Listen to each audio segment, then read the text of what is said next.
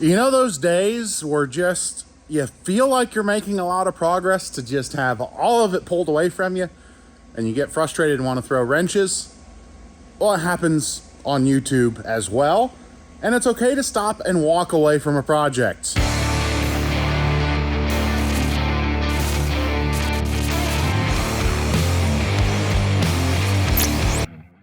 Hello and welcome to the shop. I'm Jared and this is the Questionable Garage, and this is a very sad looking vehicle next to me. You've noticed it in the background.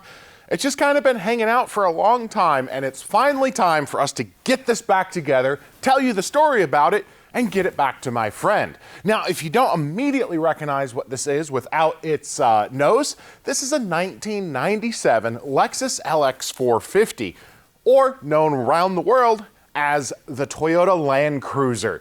This is pretty much the ultimate off-road utility vehicle. It's kind of been proven time and time again. When little Range Rovers look up to their dads and they want to, grow up to be the ultimate off-roader, they disappoint their fathers by saying, I want to grow up to be a Land Cruiser. Now, this particular model started to move a little bit away from the rough and rugged in the United States and became slightly luxury-oriented, but it did not give up the off-road pedigree. They came all-wheel drive with a lockable differential, an inline six, 4.5 liters for ultimate torque. That's where the 450 moniker comes from. And they just do an incredible job in just about any situation you put them, unless you want to go absolutely extreme. And that's what my friend Trevor wanted to do. I've been kind of helping him with this thing for a very long time. Toyota had some problems early on with the aluminum cylinder heads on iron blocks. Anyone who's owned a third generation Supra with a 7M, you're familiar with it. They lose the head gasket, so we did the head gasket. We did a whole lot of maintenance and got it running well, and then he wanted to upgrade even further. So if you notice, he sits a little bit taller. We've got an Old Man Emu lift kit on it, probably some of the best that you can get. It comes with all kinds of things to make sure your geometry is right. And then we did something that's really special that I wish they just came with factory. The four-wheel drive system in a Land Cruiser is actually an all-wheel drive system. Normally, all four wheels turn all the time, no matter what. But for this one, we installed a really cool setup where we take apart the transfer case and we make it part-time four-wheel drive. So when you're just cruising around the street, it runs in two-wheel drive. And what's amazing is the fuel economy you gain from that. It's noticeable on this truck. And then you modify the front wheel hubs and you put selectors on it, so you have to lock them in manually. But with all of that, you still maintain your center differential lock and everything you need to go into four-wheel drive. It's a really cool setup, made this thing even more capable, but then it needed even more. So that's where we put a set of ARB air lockers front and rear. So this thing is capable to go just about everywhere. Unfortunately, it had a little introduction with a big rig that decided to stop inappropriately, and despite the nice big heavy steel bumper that our friend Randy at GRC made for him, it punted and did a whole lot of damage all in the front end. And despite there being quite a few of these trucks initially made, finding parts took a while to actually track them all down, and I still don't have all of them, but we have enough to finally get this thing back together, get it going down the road, being reliable and fun again. And if all goes well, I'm gonna go ahead and go play at my friend's rock garden, because before I hand the keys off, I need to make sure it works. And then it'll also finally be out of our gravel lot out there, so I have room for other projects. I do want to give a shout out to Eric with the YouTube channel I Do Cars. He does a lot of really fun, just blown up engine teardown. It's one of the things I like to watch. Even as an experienced, well-seasoned tech, it's fun to see how things blow up and watch someone who's not as experienced learn as they tear down and bring everyone along with the process. So he actually has a parts yard as well. The parts weren't free. It's not a sponsored thing at all. Trevor reached out and bought them all, had the parts shipped here, but shipping was amazing. And it's fun to support fellow content creators. So thank you, Eric, for helping get most of the parts to put this front end together, because again, a lot of it's discontinued and I still need to find a few more, but we're at least good enough to get it going. So let me grab you guys, bring you in a little bit closer, show you some of the things that we need to get done, and then we'll just set up cameras and get to work. because I want to drive it, and it's not going to go well without a cooling system on it right now. All right, so let's walk up to it. So yeah, we got a snorkel. We got this thing put together pretty well. Underhood is that standard 1FZ engine. Something you'll actually see as some of the first wrenching we did is I went ahead and took care of some oil leaks there and got that all cleaned up and back together. But we need a core support, we need a radiator, potentially a bumper, new battery box. There's a whole lot that we need to put all back together in the front of this thing. But before we even get to any of that, we do need to address one little thing. So if we look here, that frame horn still nice and straight, how it should be. Unfortunately, this one here took a little bit of a hit. One, it's collapsed in here. We need to try to re-expand that back out, and we need to try to pull or push that over just a hair. We're gonna try to do it just mechanically. Again, modern frames, they don't really necessarily like a lot of heating. Not a good thing for them. So, first things, well actually no, I lied. The first thing you're gonna see is the oil leak repair that I did yesterday. And then the next thing you're gonna see is the new tool from Harbor Freight. I had a name brand Porta-Power and it's been broken. So reached out to the friends at Harbor Freight and they set me up with the Daytona Pro Porta-Power basically set up. So we're gonna get that all unboxed and work on getting that frame pulled back.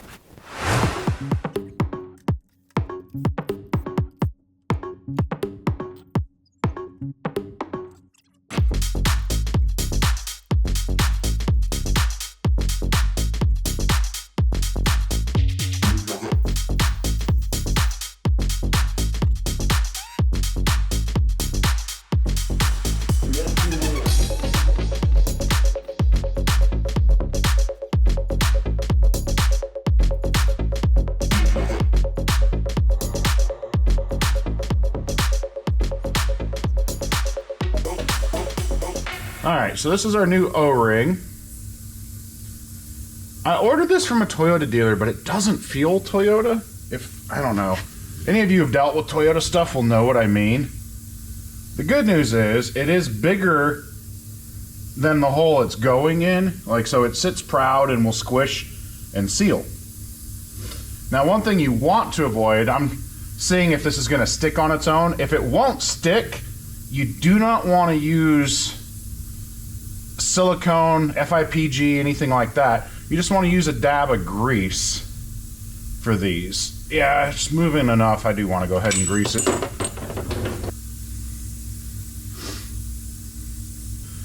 And again, the reason I like using, grease instead of silicone maker, if you ever have to take it out in the future, it's not going to be very fun. And also, this is right by your oil pump. Introducing, silicone, which can clog things and you don't want getting pushed around, is a bad thing. Just ask Subaru and all of their new engines and the BRZ FRS GT86 boxer engine that is just being crippled by too much silicone. Also, for these bolts, you can go, I think some dealers want like $2 a bolt replacement. Most of your hardware stores, you can get panheads. They call them, they're not panheads, but the box called them panhead. But the countersunk Allens, which have the right flange on them, they drop right in, right flange. These are stainless steel, and they were $1.19 each. And what we're gonna do is we're gonna start 2 all the way down, and then I'm just gonna do a dab of blue Loctite. And again, you want blue, not red, just in case you ever have to service this again, And what we can do is once we get the pulley back in, we'll start it up just one more time before we get into the rest of the body work. Because this isn't body work, this is mechanical work. Just made easy by the lack of body.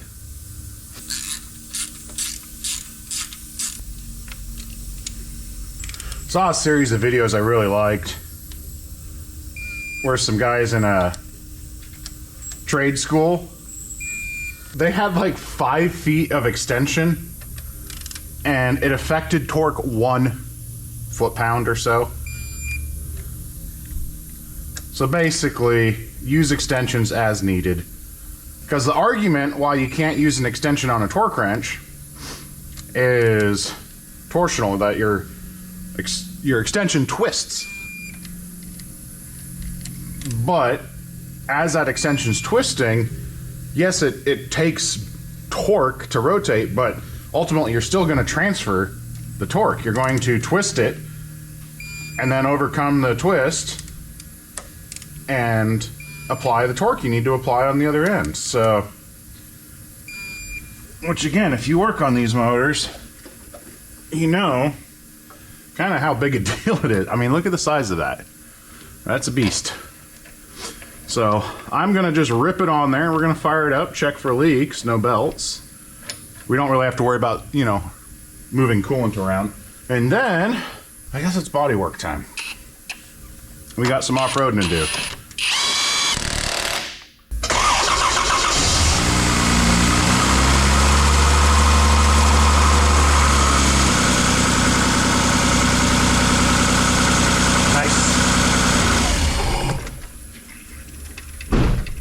Well, let me clean up this mess and body work. All right, let's see if we can get this to open up enough to get the other ram in there.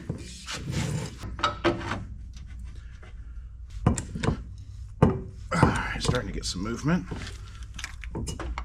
Just this little guy can put out a whole lot more tonnage. And that's what it's gonna take. Whereas this is only supposed to take half a ton. The little guy can do 4 tons, so we can actually get our frame to start squaring up a little bit. I'm gonna get it. This whole thing has to go over a little. You can see that. You can, it's supposed to basically be straight. It's just that section that's all pushed over.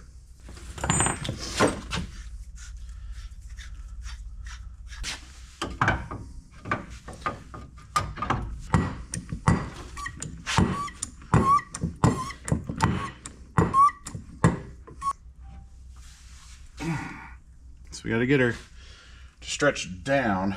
That's going to be the trickiest part of it. That may just take hammers, because we are pretty close on this outside. A hammer or two, we can get this guy in. Come on. Give me the room I need. This is all for your good. All right. This will take some work, but I think we're getting there, guys. I get it, not everyone has a frame machine, but you can get really good results with, I think this kit was on sale for $3.99. There we go. Starting to look like a box. If I do that, I'd probably stack some things to take up that slack, and we can get a push down.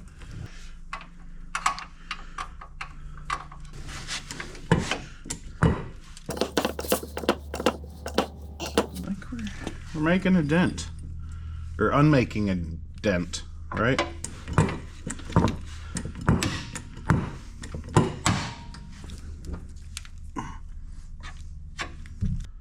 That is getting pretty good. We need a little more work here. Bottom, we need to also, really just need to kind of get that pushed in a little more. So we'll go back to the big ram, try to push that a little more. You guys said you like a lot more of the just kind of working through. We're gonna still balance some. Sometimes I will time lapse and we'll just talk through. You know, I'll come back and do voiceover and explain, because I want to share as much as possible, but also for poor editor Dwayne's sake, there sometimes is just a lot of fumbling and figuring, and that can turn into a lot of footage for him to have to try to figure out and go through. We're getting better. Now, that's just the trick. Go slow, even like if you're on a frame machine doing a pull. You go slow, take your time. Might have to try a little bit of hammering while it's under tension.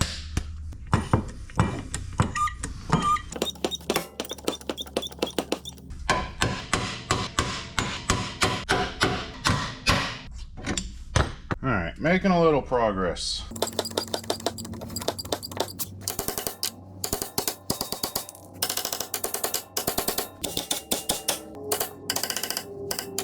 course, it's doing spring back, so you gotta go further because we're gonna let off. She comes back a little.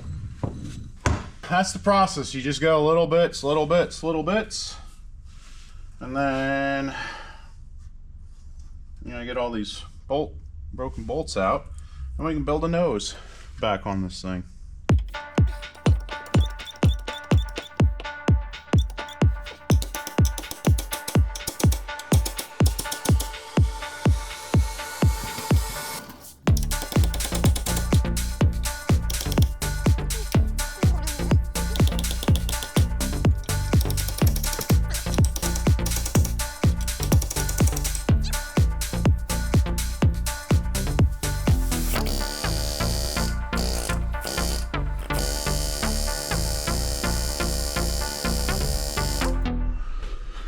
Alright, let's do bird's eye for welding.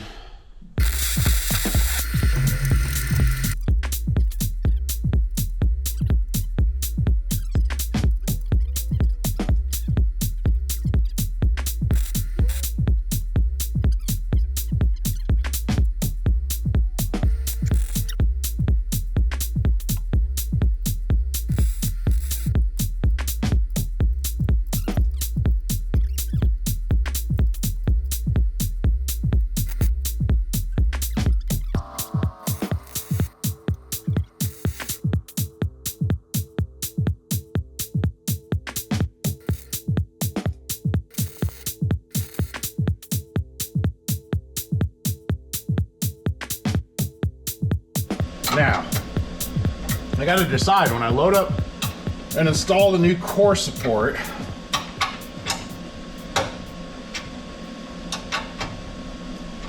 do I go ahead and put the new radiator and everything in before it goes in, or do I unload all that so it's a little bit lighter and easier to work with? I'm leaning towards the go ahead and pull it down side of things and put them once it's in place. Also, I don't 100% remember how it all went. Guys, it's been a while. I looked at some of the parts I ordered. It maybe said May of 22. So, I know Trevor's looking forward to having in this back, and nothing against it. I'm looking forward to it being gone.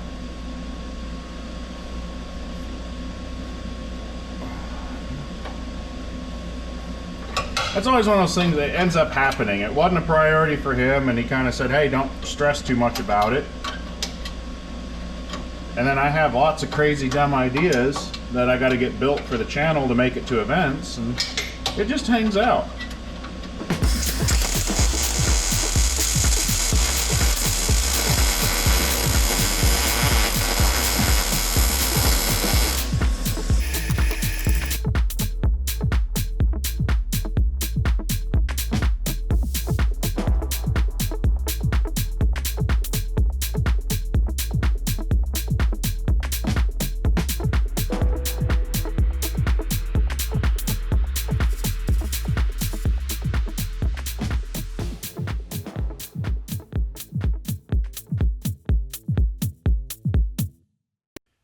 Well, hey, it almost looks like nothing ever happened.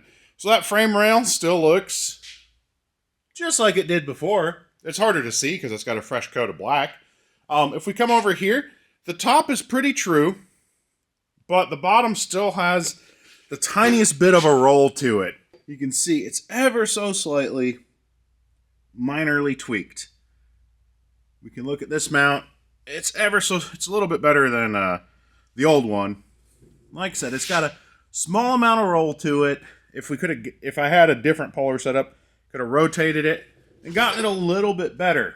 What I want to caution you guys, anytime you're doing your own projects, working on your own stuff, working on your friend's truck that is basically an off-road rig, don't get caught up in perfection. If you're chasing absolutely perfect in everything, you'll never get done. And then you'll never enjoy it. You'll never drive it. You'll never enjoy the fruits of your labors. So don't cut corners on safety. This is not a safety thing. Given how the truck's driven, where it's driven, what type of front bumper is going to go back onto it, it's all going to do exactly what it needs to, respond how it's supposed to, and be safe. So evaluate your needs, how you're doing it, how you're going to use it. Is it safe for what you need?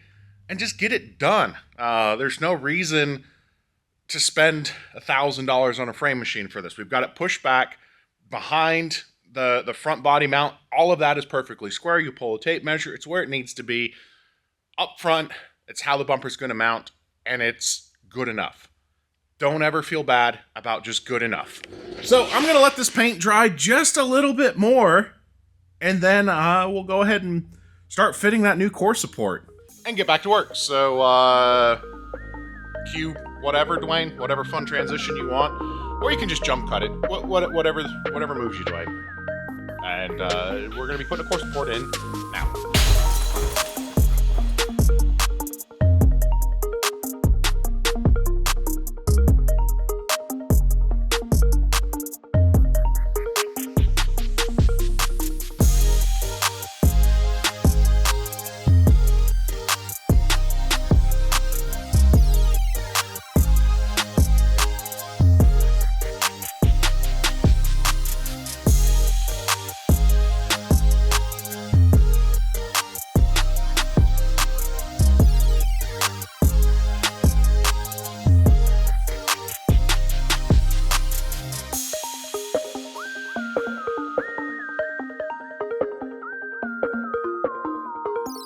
I am missing 3 really big parts that for some reason I thought I had. 1, AC condenser. That'll get here in the morning. O'Reilly is able to get it up here, and I'm picking it up, no problem. Something that was odd was a core charge on a brand new aluminum part. I don't know, but I've got plenty of AC condensers to give them. The other problem that I don't know that I can solve so quickly, it goes there, and it goes there. The headlights. For some reason, I just kind of forgot to get headlights. And I forgot to tell Trevor to get headlights. So the little chrome trim pieces we weren't too worried about, but I do kind of need headlights. I do have turn signals and those parts. So onto the internet to try to find LX or Land Cruiser headlights, which are not easy to track down.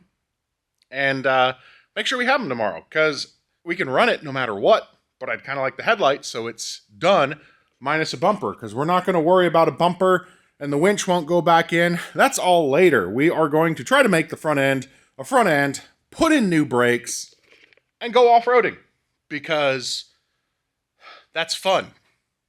Trying to make a giant steel bumper not bent anymore, that's not so much fun. So we'll find out everything I'm able to find tomorrow, but that's right now for you guys. Well, hi guys, let's get a AC condenser in. It's funny, when I first pulled this condenser out, I was kind of annoyed because it technically was smaller. I need a wrench. I'll be right back. But yeah, she was technically smaller than the other one. But then I remembered, new materials. It was actually just a much better designed core, so it got smaller. So I think we might be able to get the front end mostly together now, except for headlights. I'm still not certain how I'm solving that problem yet. No one appears to have headlights for this vehicle in the world.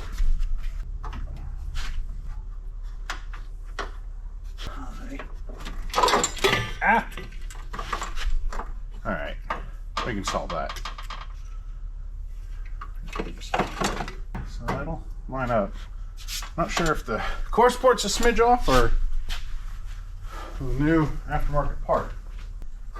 Now, one trick, if you're ever doing AC work, when you crack open your new receiver dryer, you need to get a vacuum on it as soon as possible. Its job is to absorb moisture. So if you crack it open and don't do anything with it, and don't pull vacuum, your brand new part will start absorbing moisture just in the air all around it and become not good anymore.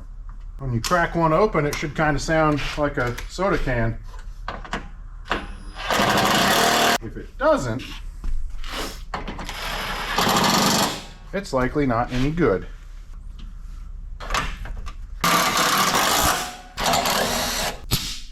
Interesting. That's supposed to be a vacuum. not pressure. That's the first time I've had one under pressure. That'll wake you up. Heart's still going.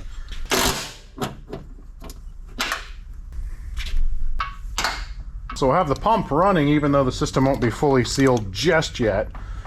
So again, the moment all our bolts are tight, starts pulling a vacuum. Minimizes moisture on your condenser or dryer. You know, a big fancy one would be nice.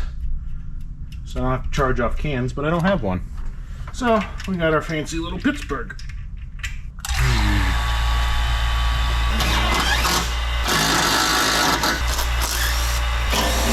Is that a new thing? Instead of vacuum, they're pressurizing these?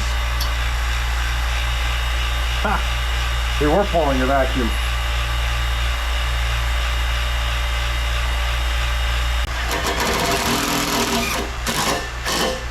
One thing is anytime you're dealing with these lines, especially like post-accident, make sure there's no obvious kinks because you're going to create the potential low pressure zone, which will make it actually expand too early. Time to start remembering how this all went together. You guys remember? You weren't even here for me taking it apart.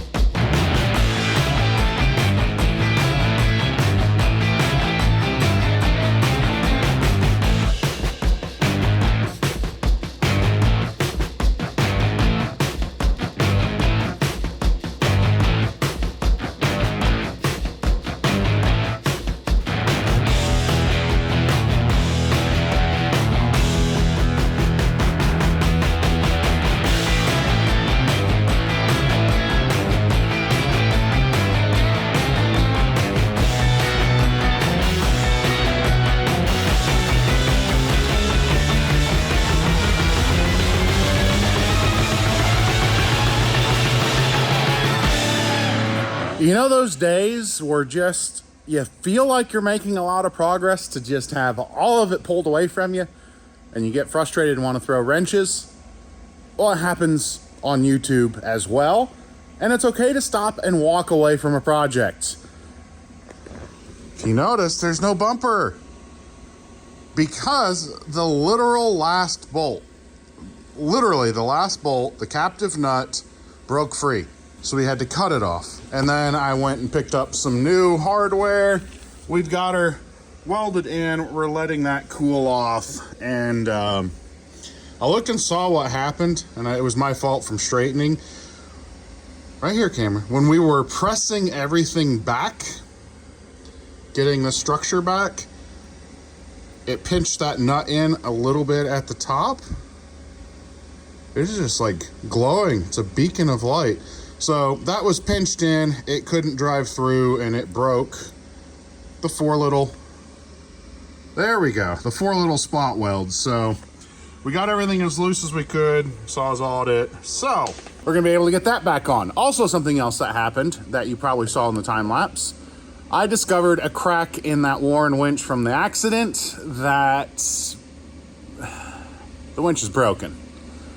We were tightening the foot down and the foot spun off. So not only was it just an absolute nightmare by myself to try to hold the heavy winch and get the captive nuts to sit exactly perfect and get a bolt started, it was all for naught. So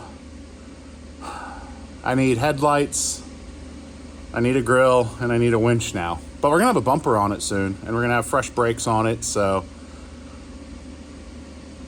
cars are fun. Or as the old donut guy said, cars are pain, and not far from the truth. But we still love them.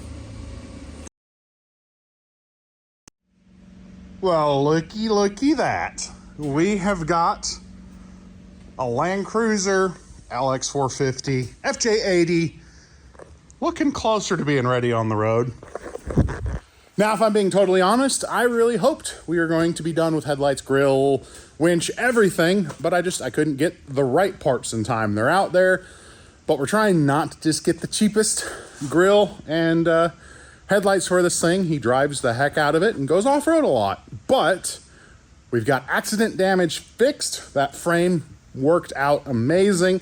It's amazing with some quality tools and a little bit of patience how far you can actually go, and a tape measure worked out well considering the ARB slid right on. So we've got that done. We've got oil leaks fixed. Off camera, we've got all new brake pads and fluid in the truck as well. So it is just about ready to go, but we need a new winch, we need some off-road lights, and we need some headlights. So that's gonna be the next Land Cruiser episode. Again, I wanted it all done today. Didn't quite work out how I hoped, but that's cars. You guys have run across that a whole lot too. You set your goals and you don't always meet them, and that is okay, because even though we didn't get it done, we got it a whole lot closer. So remember, when you're at home in your garage, even if you don't get it done, it's okay, because all of that work, you did get closer to getting it done, which is a big win. And sometimes you got to take all the wins you can get. Also, I'm not putting the new winch in today because, one, I got to pick it up, and two, I guess I'm old. I moved after bolting the bumper on and pinched something in my shoulder. Yay for getting older. That happens. So next time we're doing our winch, lights, headlights, and we're going to take it off-road. All in one episode, because it's fun that way. So if you're not, make sure you subscribe where we're working on things like that, or a Snyder, or the Satellite, a Ferrari truck, a burnout car. We're doing all kinds of really cool things. We're getting all of the projects buttoned up and done, and we got a couple new, fun, exciting things to do as well, and hopefully you enjoy it. I just get to have fun thanks to all of you guys. I appreciate you very much. I'm Jared, reminding you guys to always make questionable choices, and 4 bolts in is a whole lot closer than no bolts in. We'll see ya.